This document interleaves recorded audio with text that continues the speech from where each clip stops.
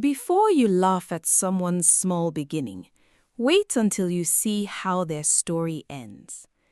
Three young women, one tiny roadside business, thousands of people laughing at them. And just a few years later, those same people were standing in line just to shake their hands. But here's the question. If someone told you that frying akara could change a person's life forever, would you believe it? Stay with me until the very end because this story proves that sometimes the biggest dreams begin with the smallest ideas. In one small part of Lagos lived three best friends, Naomi, Faith, and Mimi. They were not sisters by blood, but they loved each other like family. Life had not been kind to them. They rented one tiny room together. The room was so small that when one person wanted to change clothes, the other two had to turn their backs. When rain fell heavily, water entered the room. When the sun was hot, the room became an oven. But every single night before they slept, the three girls made the same promise. Naomi would stretch out her hand, Faith would place hers on top, then Mimi would join them. Together, they would say, "One day we will make it. We will travel the world. We will make our parents proud. We will never remain poor." Then they would laugh because dreaming was free. Months passed, then another year. Nothing changed. Every morning they woke up before sunrise. Some days they sold clothes for other people. Some days they braided hair. Some days they helped people wash clothes. Some days there was no work at all. Whenever they applied for jobs, they heard the same thing. "We'll call you," but nobody ever called. One evening, the three girls sat quietly inside their room. The only food they had was one loaf of bread and a sachet of drinking water. Faith broke the bread into 3 tiny pieces. This should be enough. Mimi forced a smile. It has to be. Naomi looked outside the window. "I don't want this life forever." Nobody spoke because they all felt the same way. Days later, the landlord knocked loudly on their door. "Girls, I've been patient enough. If you don't pay your rent this month, you people will pack out." The girls apologized. The landlord left shaking his head. That night, nobody could sleep. Faith wiped away tears. "What if we never make it?" Mimi stared at the ceiling. "I'm tired." Naomi didn't answer. For the first time, even she didn't know what to say. The next afternoon, Mimi was lying on the bed scrolling through her phone. Suddenly, she burst into laughter. "Come and see something." Naomi and Faith rushed over. On the screen was a short video. A public figure was encouraging Nigerians to start small businesses with little money by frying akara, roasting corn, and making kuli-kuli.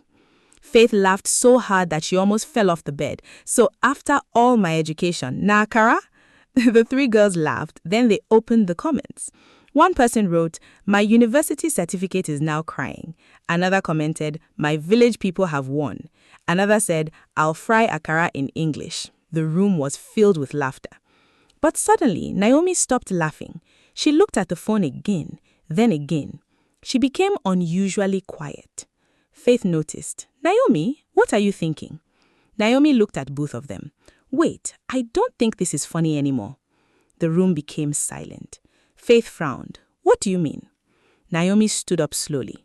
"Everybody is looking at the akara. I am looking at the business." The other two stared at her. She continued, "What if we package it differently? What if our akara is always clean? What if we wear uniforms? What if we roast fresh corn too?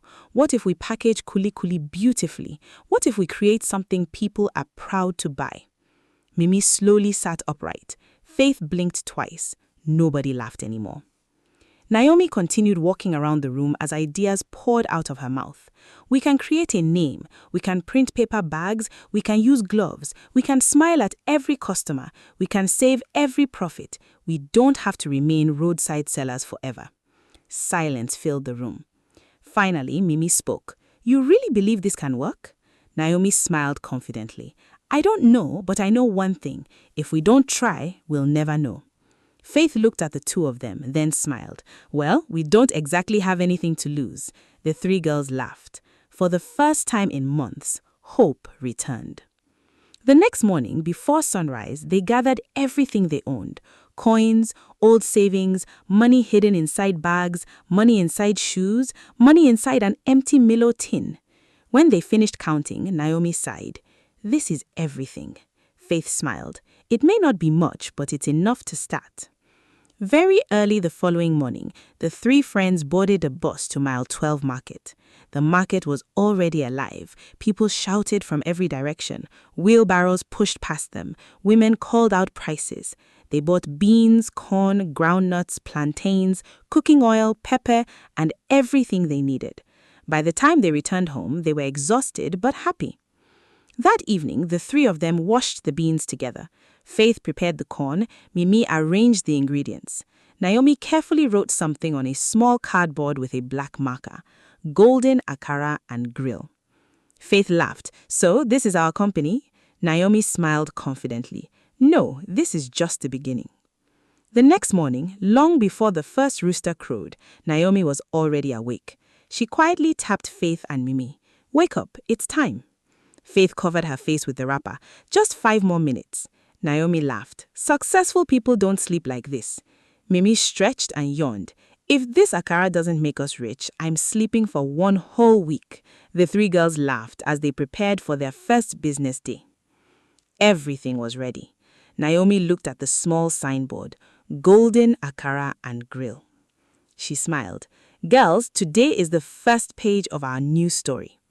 The 3 friends joined hands. Faith prayed. "Heavenly Father, we don't have plenty, but we are willing to work. Please bless the work of our hands. Bring customers to us and help us not to give up." "Amen," they all answered. They carried everything to a small roadside space they had rented. As they arranged their table, some traders nearby watched them. One old woman smiled kindly. "My daughters, may God bless your hustle." "Thank you, Mama," Naomi replied with a smile. But not everyone was happy to see them. One man laughed loudly. "See these graduates. So you na don't carry the internet advice come bucket." Everyone nearby burst into laughter. Another woman pointed at them. "So after school na akara remain?" A young man shouted jokingly, "Where on a certificate day?" Everyone laughed again. Faith forced a smile, but deep inside, those words hurt. Naomi simply smiled at the customers. "Fresh akara, hot akara, come and buy." The first customer finally came. An elderly man bought 2 pieces. The girls looked at each other excitedly. "Our first customer."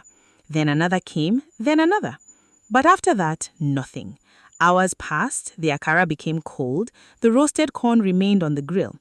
By evening, they packed everything back home. When they reached their room, Naomi quietly counted the money. Finally, she looked up. 2,500 naira. Silence. Faith lowered her head. Mimi sighed deeply. "We spent almost everything." Faith looked worried. "At this rate, we'll finish our money by the end of the week." That night, the room was unusually quiet. Later, after the others had fallen asleep, Faith quietly sat outside the room. Tears rolled down her face. Unknown to her, Naomi had followed her outside. She sat beside her without saying a word. After a few moments, Naomi gently held Faith's hand. "You know something?" Faith wiped her tears. "What?" Naomi smiled. "If people laugh at you on the first day, it means they noticed you." Faith confused. Naomi continued, "The day nobody notices us, that's when we should worry." Faith laughed through her tears. "You always know what to say." Naomi smiled. "No, I just refuse to quit." The next morning, the 3 girls returned to work again. This time, they changed a few things. Naomi suggested making smaller batches so nothing would waste. Mimi designed simple paper wrappers using brown paper and a stamp that read, "Golden Akara and Grill. Fresh, clean, delicious." Faith carefully arranged the roasted corn instead of piling everything together. "It looks nicer," she said proudly. Customers started noticing. A woman stopped and said, "This packaging is beautiful." She bought some kuli-kuli. Then another customer came, then another. Business was slightly better, but it still wasn't enough. Days turned into a week became 2. Every evening they saved whatever little profit remained. One evening, the 3 girls sat on the floor eating gari. There was no sugar, only groundnuts. Mimi looked around and said, "You know what's funny? We're selling food, but we're eating plain gari." The 3 girls laughed so hard that tears came out of their eyes. Faith smiled. One day we'll laugh about this in another country. Naomi raised her cup of curry. To America! To America! They all shouted. About 3 weeks later, something happened that none of them expected. A black Toyota Corolla slowly stopped beside their stand. A young man stepped out. Good afternoon. Good afternoon, sir, Naomi replied politely. My name is Toby. I've heard people talking about your akara. He bought some. After eating it, he smiled. This is really good. I'll definitely be back. He drove away. The girls watched the car disappear. Mimi whispered, Do you think he'll really come back? Naomi smiled confidently. I don't know, but let's keep doing our best. The next morning, business went on as usual, but by noon, a familiar black Toyota Corolla slowly pulled up beside their stand. Toby stepped out with a smile. I told you I'd be back. You are welcome, sir, Naomi said. Toby looked around before speaking. I didn't come for akara today. I actually came because my grandfather's remembrance is next Saturday. Naomi listened carefully. I've been looking for people to make akara at the event, he said. My family wants over 2,000 pieces. For a few seconds, nobody spoke. Faith almost dropped the spoon she was holding. Mimi's eyes became wide. Naomi blinked twice. 2,000, Faith whispered. Toby smiled. Yes, and if everything goes well, I'll recommend you to other event planners. The girls couldn't believe it. Naomi finally smiled. We can do it. Toby stretched out his hand. Then we have a deal. As soon as he left, the 3 girls screamed with excitement. We got our first big contract, Mimi shouted. That evening, nobody slept. They calculated everything they needed. The next morning, they returned to Mile 12 Market, this time buying much more than before. One trader who had laughed at them weeks earlier looked surprised. My daughters, business don't grow. Naomi smiled politely. We thank God. The day of the remembrance ceremony finally arrived. The girls woke up at 2 a.m. By 3 a.m., the frying had started. By 6 a.m., everyone's clothes were soaked with sweat. Faith's hands were tired. Mimi could barely stand. Naomi encouraged them. We're almost there. You can do it. After hours of hard work, everything was ready. The event guests couldn't stop talking about the akara. This is sweet. So fresh. Who made this? Several event planners collected their phone number before leaving. One woman smiled. My daughter's wedding is next month. I want only you girls. Another man said, My company is having an end-of-year party. We need your service. Before they knew it, they were no longer just selling by the roadside. They were catering at birthdays, weddings, funerals, church programs, and corporate events. People started calling them the Golden Akara Girls. Months later, they rented a proper shop. Then they bought delivery bikes. Then they employed staff. Then another branch opened. Then another. Years later, the 3 friends stood inside a modern office. Pictures from their travels decorated the walls. Paris, Dubai, London, New York, Cape Town. Faith smiled. Do you remember when people laughed at us? Mimi laughed. I still remember those comments. Naomi looked out through the window. They laughed because they only saw akara. We saw our future. The next day, they returned to Mile 12 Market, not to buy beans, not to buy corn, but to encourage others. As they walked through the market, Naomi noticed a little girl helping her mother sell tomatoes. The girl looked tired, but still smiled at customers. Naomi walked over. My dear, what do you want to become when you grow up? The little girl smiled. I want to travel around the world. The 3 friends looked at each other. Faith whispered, That was us. Instead of giving the girl money, they paid for her school fees, helped her mother start a better business, and promised to mentor the family.